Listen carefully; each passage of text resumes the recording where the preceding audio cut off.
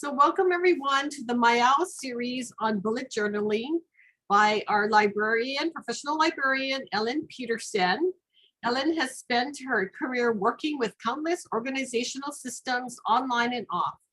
Despite her experience and training, Ellen struggles to keep her busy life organized and feels overwhelmed by modern day multitasking requirements and often identifies as a creative who could really use some structure. After years of experimenting with the best ways to stay organized, Ellen is thrilled to have discovered bullet journaling to track the past, order the present, and design the future. Thank you so much, Ellen, for sharing your knowledge on bullet journaling here today. Great. Thank you, Joyce, for that really sweet introduction. And thank you, Joyce, for sharing the vision of aligning bullet journaling with the Maiau series. I think, and you think it's kind of perfect. And so I really appreciate this opportunity to share. And while you were saying that really nice introduction, I was looking around the Zoom room and just really thrilled to see so many different types of people that I know most of you. And to be quite honest, I was really nervous about this presentation, but I feel so much better now that I see who's in the Zoom room. I see some students, I see some library staff. So thank you for your support today. I will say also thank you to Joyce and the Professional Development Fund for purchasing journals for many of you. That's a nice little bonus for sure. I do want to say, though, if you don't have a journal, it's totally fine. The journal is just sort of the incentive, right? And so when we go through this session today, I will be talking a little bit about the journal, but if you have a piece of scratch paper, that works just fine as well. Bullet journaling is a massive thing right now. There are hundreds, if not thousands, of YouTube videos, articles, Pinterest images, and so on. And so it can be a little overwhelming. My hope today is to share really the basics with you, to introduce you to the system, and to set you up with some resources moving forward. You're probably going to have a lot of questions. So I promise you at the end, there is time for questions. So if you could hang on to those questions, most likely through review, I might be able to answer them during the session. If you can't handle it and can't remember what your questions are, go ahead and put them in the chat, and Joyce will pick them up and we can share at the end of the session too. The last thing I'll say before I move on is this is too many people to go around the room for introductions, but I promise you that there is a moment, if not more than one, where you can share a little bit about yourself. So I understand this is not your typical work or school presentation. We might get a little personal, and I think that's what makes me so excited and also a little bit nervous. But the bottom line is we're here at lunch hour to have fun. I hope you enjoy what you learned today. And please know that if you want to refer back to the presentation, there is a teeny URL on the screen right now. It's super easy to remember, which is why I like teeny URLs. It's Bujo Maiau. So how easy is that? That's like a strange language we're going to speak today. And that URL will be available through at the end as well. Okay, so let's get started. And we'll hear the doorbell, but that's okay. I think that I'm just going to do a slow introduction to kind of let everyone get into the room and get settled. All right. So the bullet journal method is what we're going to talk about today. There's lots and lots of spin-offs on this method, but I really want to start with what I'd call the basics, if not the core of how it all started. So the image you see on the right, there is a book that is a definitive like Bible of bullet journal method. Ryder Carroll is the author. He is attributed to starting this movement, if not a craze. So it started back around 2015, as far as I could tell, and it has slowly built and grown and spin-offs. And I think the book is translated to 27 different languages. It's that popular. You'll also see that there is an app, the image of the app. I will point out that This productivity does exist, but the original method is about handwriting journals. So today is about handwriting on a paper, something that not a lot of us may be doing right now. So I just want you to know there are tons of apps, productivity apps. The companion app really is meant for those moments in time where you may not be able to access your journal or write, and it helps you migrate a little bit. So it's more of a companion rather than a replacement. Writer Carol is very adamant that this is an analog process and product and method. Okay. Also, I want to point out that you do not have to be an artist to Bujo, which is the, it's the shortened term for it now, hashtag Bujo. A lot of what you see online, especially images, are these beautiful crafted Pinterest journals. I have horrible handwriting, but it doesn't matter because that's just who I am. Someday I would like to have better, but this is not an artistic necessarily in that way, a visual art project. It literally is more along the lines of a journal. I want to make sure you guys understand that. Okay. So the mission, the bullet journal mission, is to help us become mindful about how we spend our two most valuable resources in life, our time and our energy. Coming from the back of the book, these are the three objectives that Writer has put out there for us. Track the past, create a clear and comprehensive record of what you've done.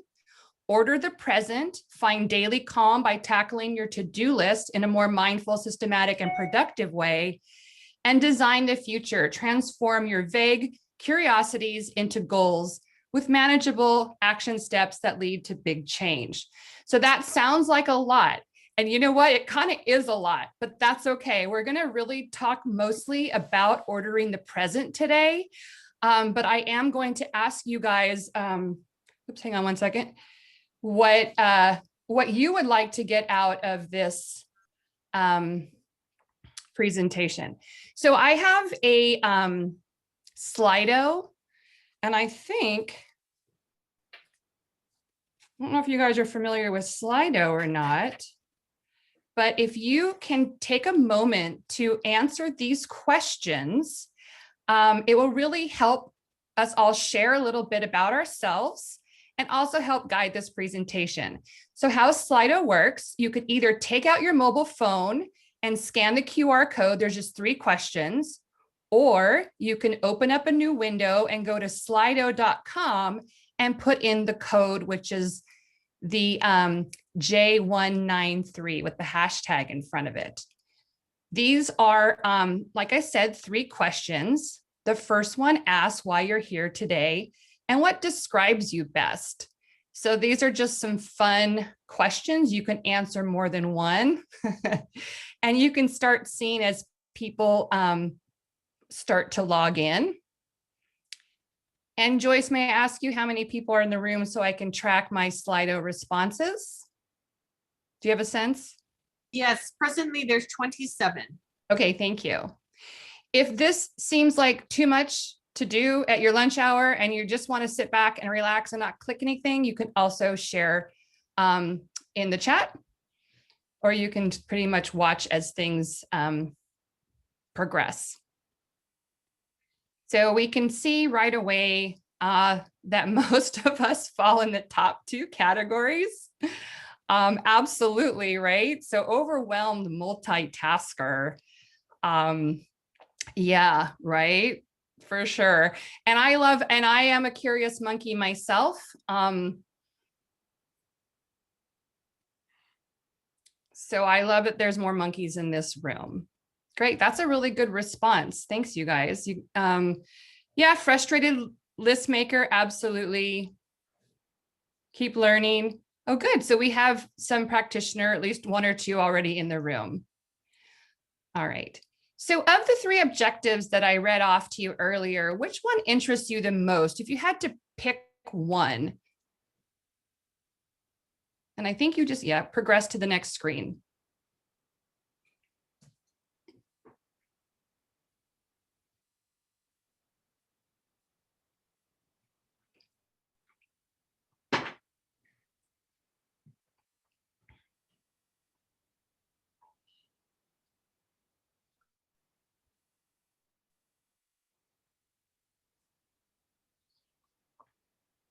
This is great. You're only given the option to pick one. So I appreciate you taking a moment to really think about it. Yeah, in the present. This is really good. Okay, so this helps me gear the presentation today. We are going to really look at the present and then talk a little bit about how the work we're doing, looking at the present, influences the future, and also tracking the past. The thing with tracking the past with bullet journaling is that there are ways built in that we can look back and kind of like look at our mistakes. I don't know if that's quite, look at lessons learned by reflection. Okay. Now, if you could take 1 second to write a sentence that you would like to get out of today's session, that would be great. That way I can hang on to this.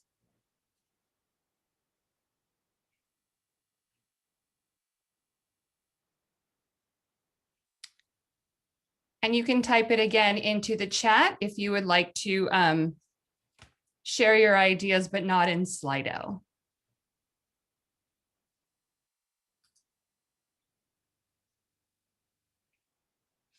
Yes, yes, very good. Yes, organized. That could be like a word cloud. Yes. Yeah, okay. Absolutely. Yes, the future. One journal. That's exactly something that I am struggling with right now too. So bullet journaling is perfect for that. Yes, organization. Moving forward, absolutely. Yeah, designing this future. I love that too. There's like this, this area in bulletjournal.com where you can look at testimonials, and many of the people say that bullet journaling has helped them achieve their goals. I mean, that is a big part of it. And so that's the part about designing the future. Yeah, all right, good guys. Thanks so much. This really helps. So I can format the rest of the presentation in this way. All right. So with the bullet journaling, it is a method that is in 4 parts in my mind, but technically it's 2 things. It's a system and a practice. There's also, however, for this purpose of this presentation, there's preparation, which is really important. And then there's also the art of it. So once you combine the system with the practice, that becomes the art. So ultimately, bullet journaling is an art when you start looking at it this way, okay? So we're gonna start first with the preparation. And this is something that if you read the book, this is a long chapter. I just pulled out a few things that I think are important to notice. And the first one really is about these 3 things. This is a Venn diagram, so making us librarians really happy right now. If you look at productivity and mindfulness, which are the 2 things that lots of people talk about with bullet journaling, really the sweet spot is intentionality, the intention, right? So let's talk about these 3 things really quickly. The bullet journal method is a mindfulness system disguised as a productivity system. Once you're comfortable with the system, you'll be ready to move into the mindfulness practice and learn how to live with intention. This is a quote from Ryder. So if you see the quotes here, this is coming straight out of his manual, so to speak. So productivity, yay.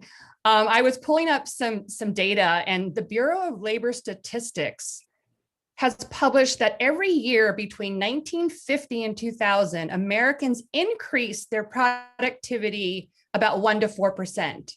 However, since 2005, this growth has slowed in advanced economies with a productivity decrease in the United States in 2018.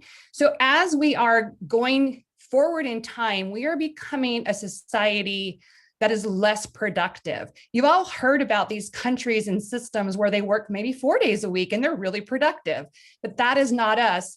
And one possible explanation for this slowdown is that we're paralyzed with information overload.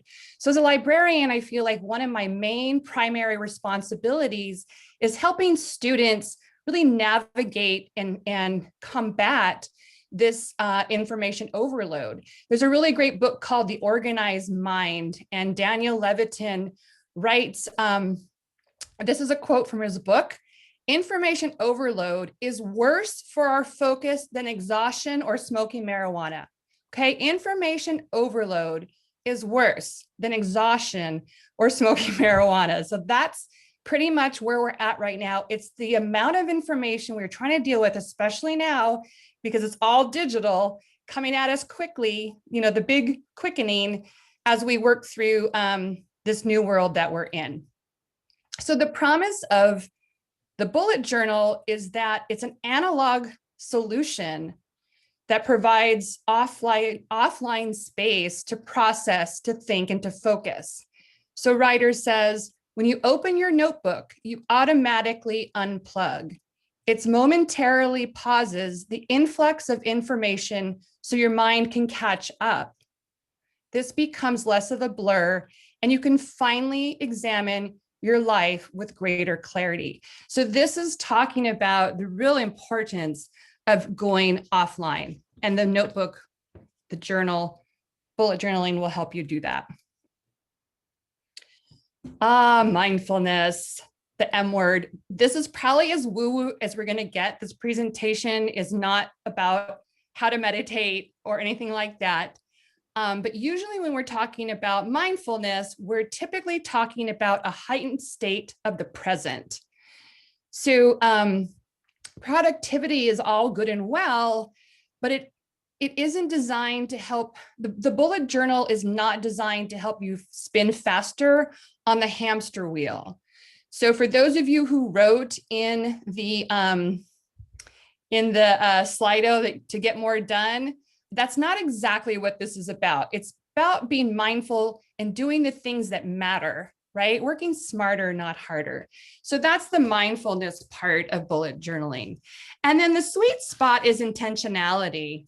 So intentionality, in this context, it means acting according to your beliefs. So this is opposite than running around a lot on autopilot. So can you all imagine maybe there was a quote or a book or a speech that really resonated with you? It was the knowledge in that speech, or it could even be a meme that resonated with you. That's because it aligned with your beliefs, right? So how many of us have had inspiration or found knowledge or inspiration from something that later we realize kind of dissipates? Like maybe I was thinking about this because we're working on Earth Day, and I remember taking an Earth Day pledge a couple of years ago, and I was thinking, whatever happened to that, and what even was that? But at the time, it was really important to me that I did that pledge, or maybe there was a diet, or some others like happiness meme you saw on social media. Those are the things that we start to appreciate at first, and then we start to leave. It's because our daily life is putting a gulf separating our actions from our belief. So this intentionality means that we are going to do a practice that can bridge those two things, that we can keep active in our beliefs as we go through our day. So how do we hang on to these things that are meaningful to us? They just are starting to get lost in the shuffle. So the bullet journal method promise is that it integrates your beliefs into the nitty-gritty of your life. And I think this is really important, something that I kind of took pause and thought a little bit about, and really one of my main goals, if not everyone's at some point with the bullet journaling. Okay, so that was the promise. That's probably as woo-woo and far out there as we're gonna get. I wanna talk about a couple practical things now. And one of them is the notebook. We're gonna come back to this notebook. So we talked about this already. The notebook forces us to go online. Also, this is what's really important. It's flexible. The challenge with apps, productivity apps, is that they force you into their framework. I have to pick on my colleague Jeffrey really quickly right now because he is a master at cobbling together the most amazing collection of productivity apps I've ever seen. It's like Frankenstein apps all over his computers because he's trying to probably find the perfect app that will do what he needs it to do. Writer Carroll was suffered very greatly. His biography is very interesting, from ADHD, and he found that it was only through bullet journaling that he could find a solution. None of the apps would work for him because, as number 3 says, it also needs to evolve as you do. So this is really something to keep in mind. I will tell you that I do use productivity apps. Sometimes they're fun. I love technology, but I also love my notebook, and I'm loving it more and more. So our notebooks serve as a mental sanctuary where we are free to think, reflect, process, and focus. I was thinking about when before the pandemic, when we'd be in physical meetings with each other and how I'd always have my computer writing, typing my notes. Now in Zoom all day long, I can't type my notes on the computer. I don't want a second screen in front of my face. So I just literally core dump and bullet journal into a notebook. And that's kind of how not only does it keep me organized and balanced, but it kind of keeps me sane a little bit too. And I'm imagining many of you do the same thing. Okay. Another, and I think this might be the last preparation, is handwriting. Handwriting is kinesthetic. It's very important to us. Doesn't matter how great your handwriting is, but the act of physically writing aids our memory and facilitates organization. So some of you who are students or teachers, how many times have we been told, or do you tell students, if you want to memorize something or commit it to your mind, write it down, not type it out, but write it down, right? It's the complex tactile movement of writing by hand that stimulates our mind more effectively. And number 3 is really important. I really resonate with this. It helps us to think and feel. So what I do is when I start writing, it's also to kind of keep me sane, honestly. Like it keeps me focused in the meetings and it keeps me from kind of going a little crazy, because I can also write down how I'm feeling, which oftentimes when we're on a computer, we don't write those things down. So studies are showing we write different things down when we're handwriting than when we're typing on the computer. And I think that that's another reason why this journaling by hand is really important. Okay, so do me all a favor right now and close your eyes and think about your very first memory of writing. Take a moment to think about it.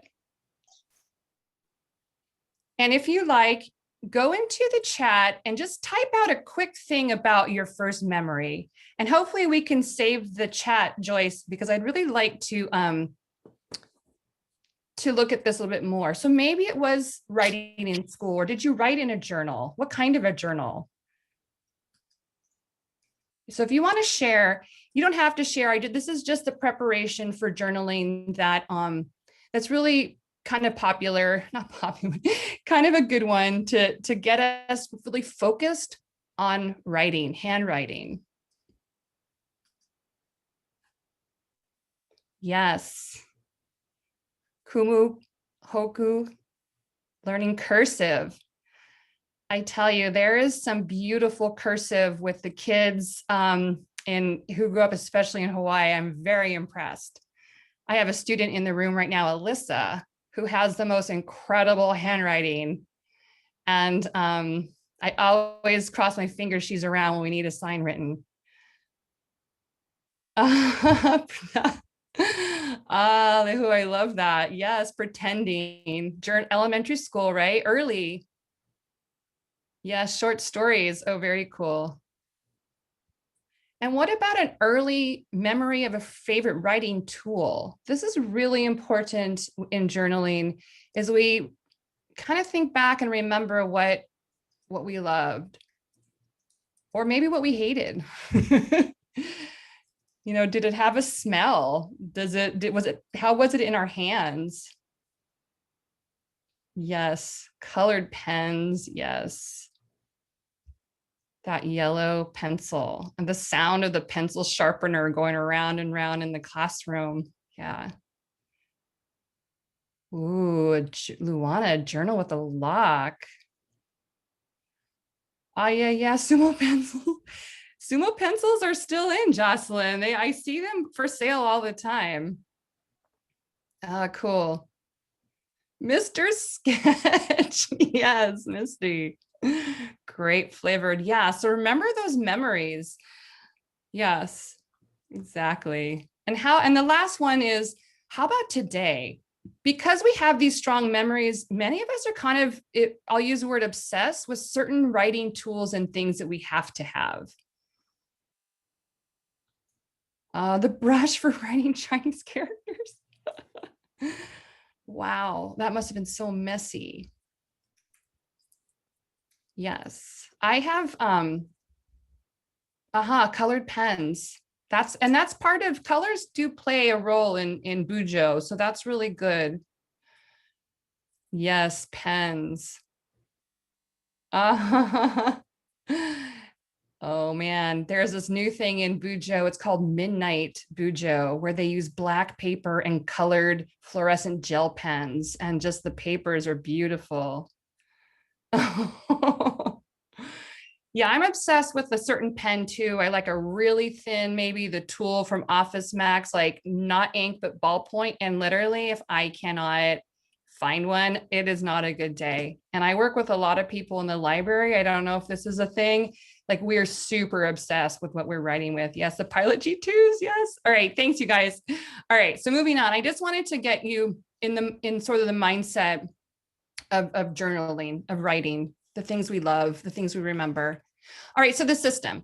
This is the nuts and bolts of bullet journaling. I'm going to go through this really quickly. You're going to have tons of questions, but that's okay. Remember that this is a process and we learn as we go. So there are 4 parts to the method, and the system now is number 2. So there's 3 parts within the system. Another Venn diagram, you're welcome. This is a snapshot out of the book. So collections, rapid logging, and migration are the 3 components of the system. If you want to look at it in the diagram, the yellow part is the system. So it's part task list or to-do list. It's part journal, meaning you are writing down how you're feeling.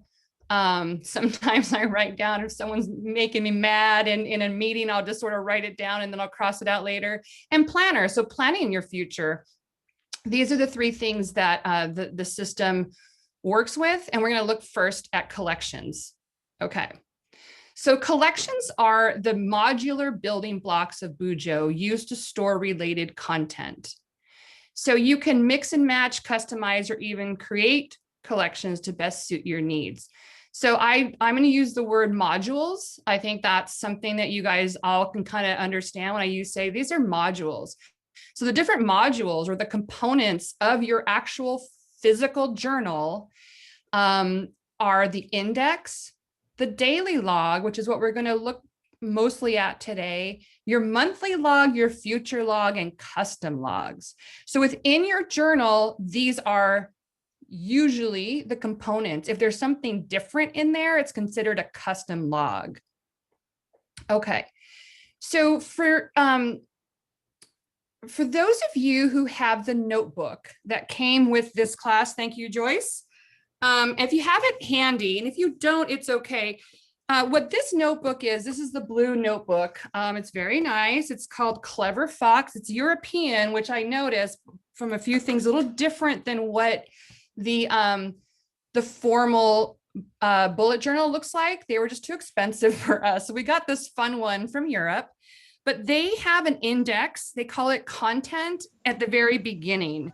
So what's important to notice about this journal, and if you don't have one, what you should know is it needs to have page numbers.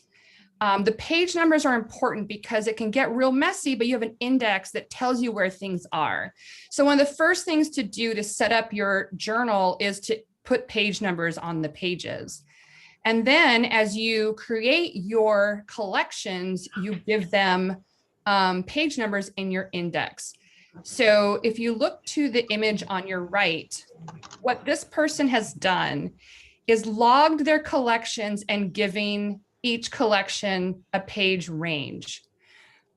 The practice is not to put collections that don't exist.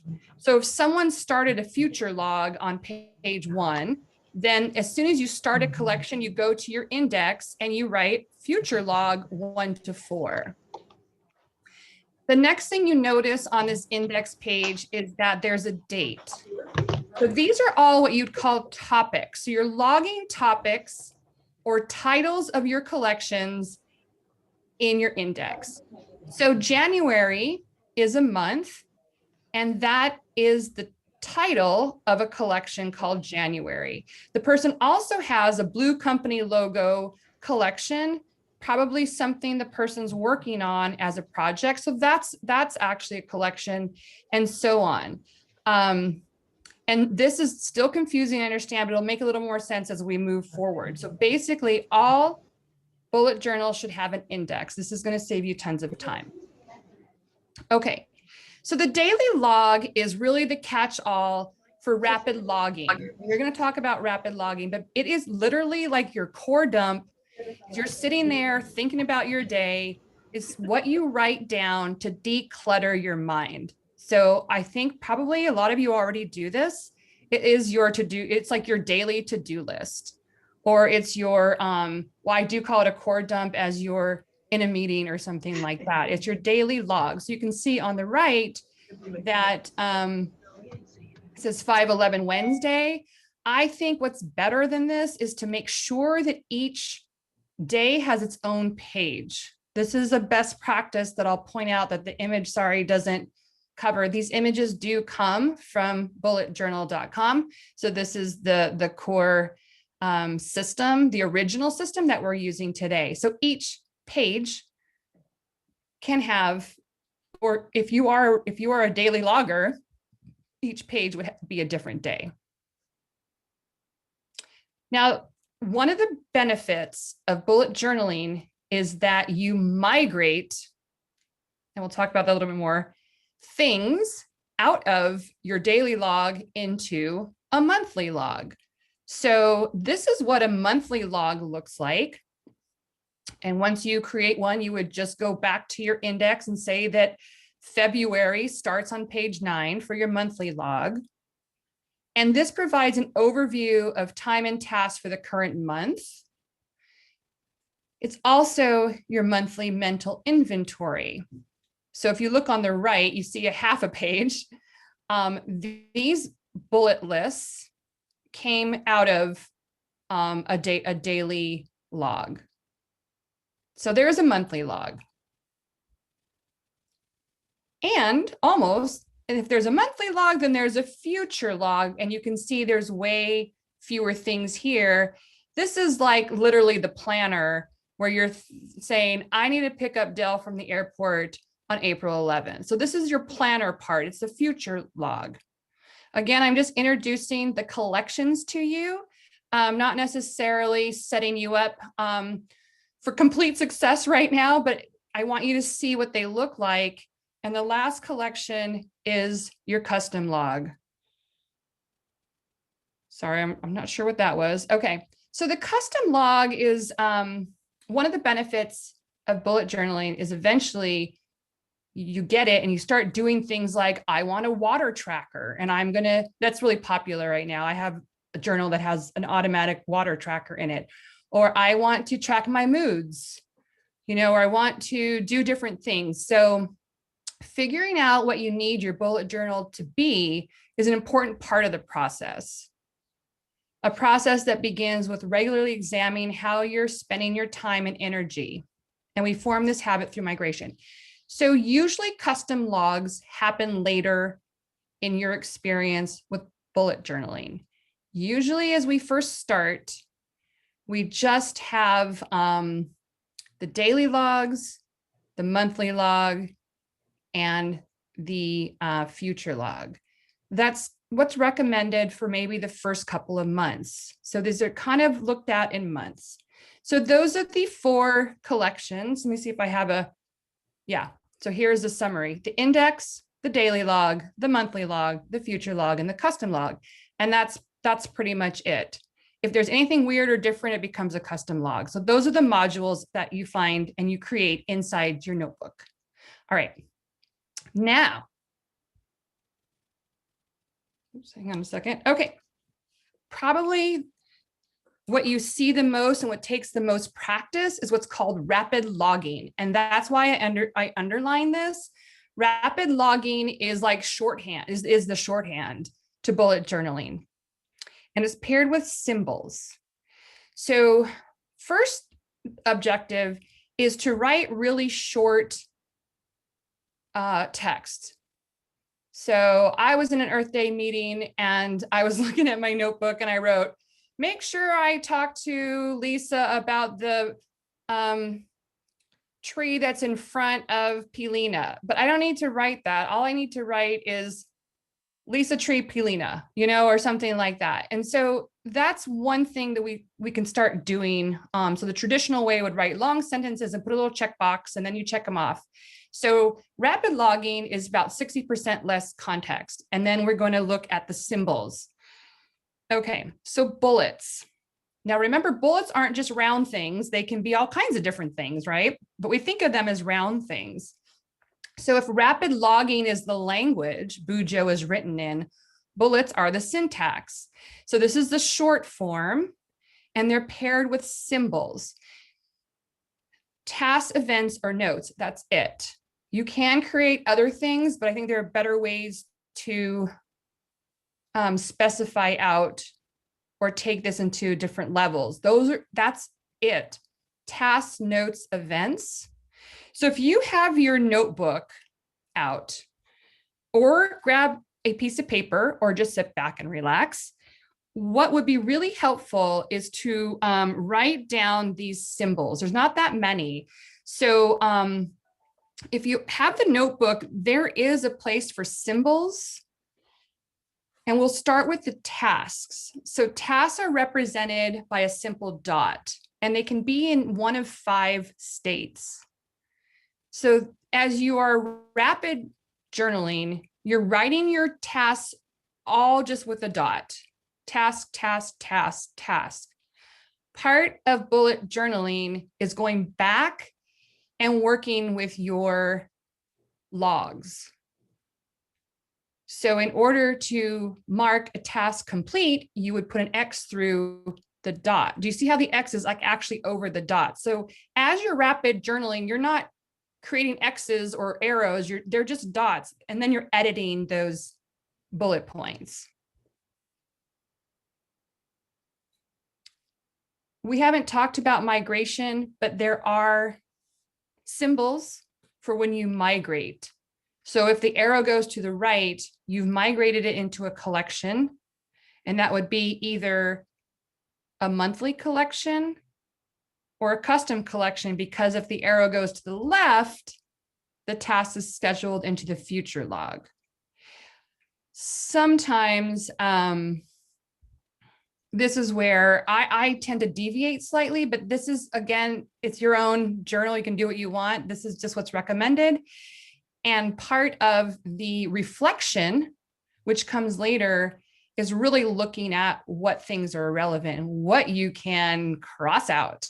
So that crossing out is a form of the tasks. So those 5 things, or you can just Google it or come back here to remember. And then you have 2 more symbols to write down. Events. So events are open circles. If you are using a bullet journal that has bubbles in them or bullets, you just sort of write your symbols over them. That's the easiest thing to do. So the dotted journals, there's a lot of them, are intended for you to either circle that dot or fill in that dot. So events are date-related entries that can be scheduled. So these would be in your daily log that may also be handy if you want to reflect on what you did when you go back. Because if you go back in time and look at your logs, you're not going to really look at necessarily your tasks, but you may want to look at the things you did. And that's part of the method that comes later. So events come into play, even if it doesn't seem like they're important or in the moment. It's part of your journaling is to keep track of important events. And you can go back and add them to, like, sign the lease. You can go back in time and do that. Okay, and then notes. This is really good for meetings, lectures, and classroom. So if you are using Bujo in your classes, I see a few students in here, which is super cool. These are like the things that you need to remember, maybe. I like that. The examples are kind of a little more basic. You know, well, ours might be a little more sophisticated than gluten intolerance, but this is where observations. This is part of the stream of consciousness too. I do this with meetings. I sometimes just want to observe things and write them down to keep me focused in the meeting. If it serves any purpose, is just to keep me calm and focused, just to make observations as I go through maybe something that might be a little boring. So that would be so you have your five tasks, and then you have your events, which is open, and then your notes as a line, and that's it for your rapid journaling. Do keep in mind you can mix and match them, right? So this is one strategy when you get good enough is you just go through and left to right, you do it this way. To be quite honest, I'm not good enough yet to do this. So I go back through things, cross things out, and then add circles, or I kind of sort them out after, but that's one thing I'm trying to get better at. And then we have nesting. So this is just like an outline, right? So this kind of makes sense. So you have an event, and then you have to-do lists, tasks under the event. That would be a really common thing to do. Or you have tasks under a task. And then, of course, there is the priority and inspiration part. Now, keep in mind that if everything's a priority, then nothing's a priority. So this is super intuitive. You can add the asterisk or the exclamation point if it's an inspiration. And that's also comes in handy later when you're doing your reflection exercises and you're looking at those things that inspired you that day.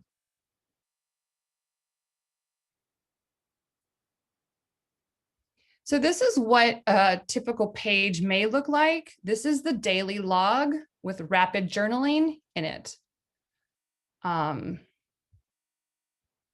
again, this will take some time to do, but how cool, because then you'll start to migrate and do different things with this. So this is your daily log. And I'm speeding up a little bit just because I want to make sure that there's time for questions, but we're really almost done with the system. I do want to say that color is important. You'll notice if you have the notebook, there's a place for color. In my opinion, it's important. You can see I spelled color the non-American English way. That's because color is really more popular, it seems, outside of the US. It is not part of the original bullet journaling, but I think that if you are a color person, you like those colored pens, highlighters, I think this is how you take your basic syntax and then organize it further. So you can see the idea on your right. The person is using blue for future logs, because they have a few in there, or they're using yellow for household related things. So this is how you can combine your work with your personal Bujo. Some people do separate work in Bujo, work in personal, but you can put it all in one notebook with the help of colors. So do know that if you go to bullet bulletjournal.com. Colors aren't discussed, but there's tons of stuff out there for colors.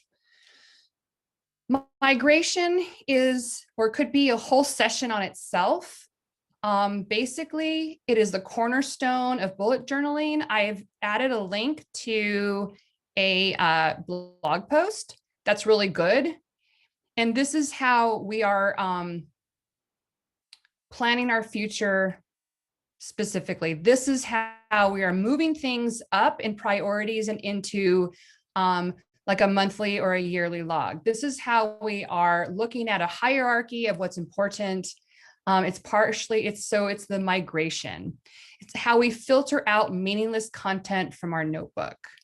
So this is the reflection we can do to say what is really important. If it's important enough, I need to move it into the weekly log or the monthly log. I'm not going to show this to you, but you have access to this. This is a really great 4-minute video that summarizes everything that I showed you. Oh no. We keep track of things, the things we've done. Okay. So I'm going to pause here for a second. And let's just look. I have 10 minutes left. The practice is something that's a bit esoteric. In fact, it's very difficult to find anything about the practice. So I'm just going to tell you this in 2 slides and the art, and then we have time for questions. So the practice is a fusion of philosophies from a variety of traditions that define how we live an intentional life, a life both productive and purposeful.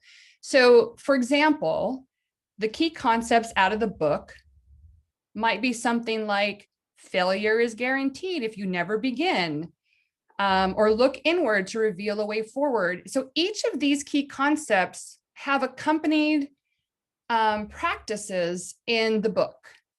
So what would be really cool is we could get back together again in a month. And if you guys want to do some exercises, or someone else could lead it on these practices, like how to look at our journal as far as happiness goes.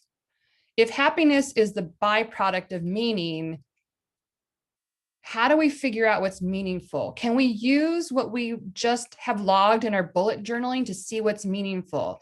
There are suggested practices that will help us look at things like that. So it's kind of impossible to go through this because this is like sort of like the meat of it all. Okay. So this is all I really have for the practice, but this is after you have a couple months of bullet journaling. This is where the value really comes in. Sure, decluttering your mind and being organized is great, and you could just stop there, but this is how you take it a little bit further, how you identify goals, things like that. And then the art is when you put the system and the practice together. So key concepts for the art are things like custom collections, custom logs, so you're going to study your effort to learn. So this is where the art really comes in. This is where you're combining them together. So you can, once you go through the system and then you understand the practice, then you become an artist by way of really combining those two and making it much more personal, helping it grow with you. So as you can see, it's a whole method. It's a whole lifestyle. The most important things is you're disconnecting, you're going analog, and you have kind of it's like those of you who are left and right brain will really respond to this because it's giving you some structure, but at the same time, letting you be really creative and understand yourself. So the art part of Bujo is working towards customization, exploring projects that require us to consider different kinds of content. Okay, so that's what you get today. And we have 7-8 minutes, and I definitely would field some questions if you all are, anyone would like to write any or ask any.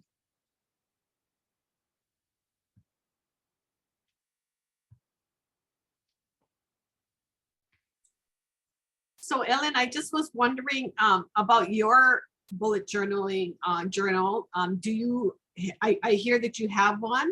Can we just see a page, like just to see how that looks? Is it something that has evolved over time, or yeah, I can tell you a little bit about it. My journal actually at the moment is at work, which is one of the challenges if you work from home and from work. But I'll tell you a couple things.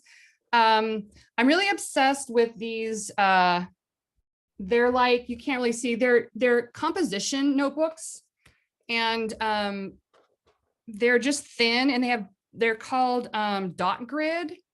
And so my preference is I do have everything in one. What I do such a serious core dump though, that sometimes I'll take a scratch piece of paper, also because I have guilt that there's so much scratch paper everywhere, that I'll do my rapid logging daily log on that and then move it into my notebook. I feel a little bit like I want to keep my notebook nice, which sounds really like what a beginner would say. But that would be where my challenge is right now, is still trying to feel confident that and okay with my notebook kind of being a mess. I mean, that was interesting, really interesting. I just have a comment. Maybe, some of us went through that course with Ponani Burgess. And one of the things she did at everyone was you talk about how the weather is, meaning how you feeling and, things going on, but also a blue sky moment, which is, a happy moment or something good that's happened to you. But that would be, I was really inspired by that when you were talking about that, and then going back and kind of seeing, your progression or some of the wonderful things that's happened to you, to appreciate life, or absolutely. Yeah, there's some really wonderful I wouldn't call them basic, like that's the journaling part. There's so many strategies for setting your intention for the day, for being happier.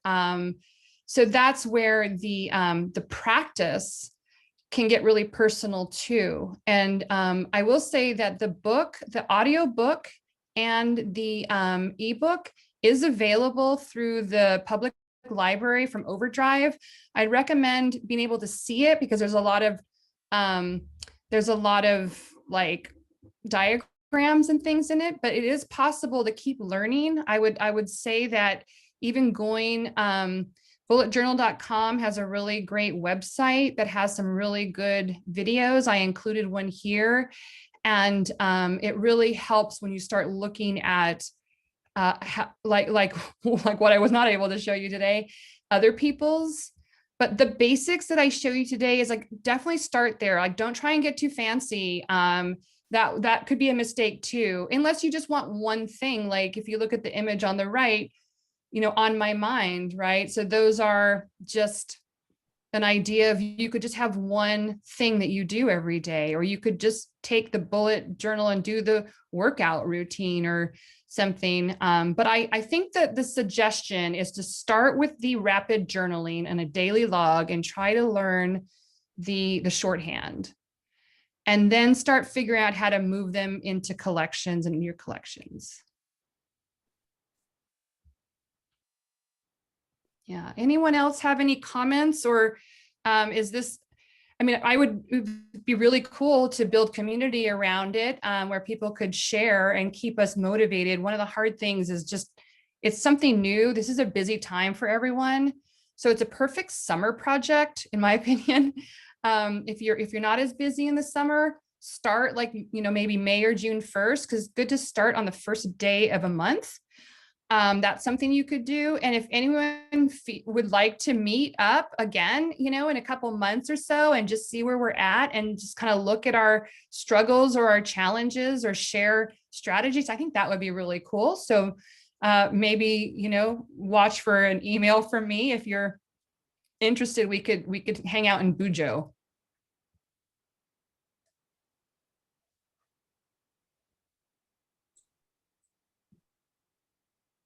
I'm having fun looking through everyone who's here because I haven't really had a chance to hey, Kahala, good to see you. The students are here, busy. It's funny. I feel like the busiest people are in this room. So good job.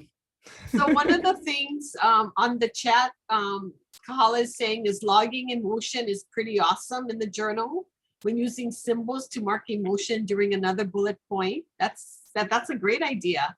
For example, cool. putting a happy face next to a lunch date, you know, making it fun that way.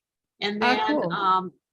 Lehuanani says perfectly timed to corral the crazy busyness of the day and to stop, read, journal. Should love to hang out. And so did Hokulani said, yes, let's meet again. Yay, okay, So good. a lot of people do want to try it out and, you know, come back again and compare notes and what we're doing. So thanks a lot, Ellen. Great. I really appreciate everyone's attention. And I love like watching you guys write down things. That just is like a happy like teacher thing, I suppose. So I'm glad you all have a piece of paper in front of you. Yeah, find your jam, your Buju jam, and then let's keep working on it because I could sure use the community too.